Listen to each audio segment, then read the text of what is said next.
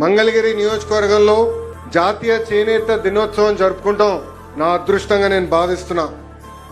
అందరూ చేనేతల్ని కార్మికులు అంటారు, కానీ చేనేత సోదరులు పడుతున్న కష్టాలు నేరుగా నేను చూశాను.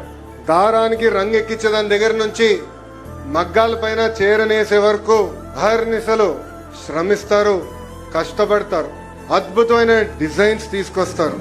అందుకే నేతలందరినీ నేను చేనేత కళాకారులని ఈ సభాముఖంగా పిలుస్తున్నాను. 2019లో 21 రోజుల ముందల తెలుగుదేశం పార్టీ అభ్యర్థిగా మీ ముందరకు వచ్చా. మంగళగిరి నియోజకవర్గంలో 5300 ఓట్లతో ఓడిపోయా.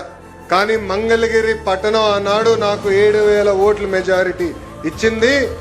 ఆనాడే నిర్ణయించాను, మా చేనేత సోదరులు నా సొంత కుటుంబ సభ్యులని.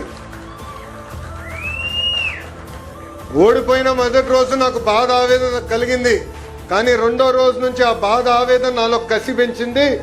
ఎట్టి పరిస్థితుల్లో మరి 5 సంవత్సరాలు ఇక్కడనే పనిచేస్తాను, ప్రజలకి అందుబాటులో ఉంటానని నిర్ణయించుకున్నా. చంద్రబాబు నాయుడు గారి సహకారంతో 26 సంక్షేమ అభివృద్ధి కార్యక్రమాలు ప్రతిపక్షంలో ఉంటూ మంగళగిరి నియోజకవర్గంలో మేము చేస్తాం జరిగింది.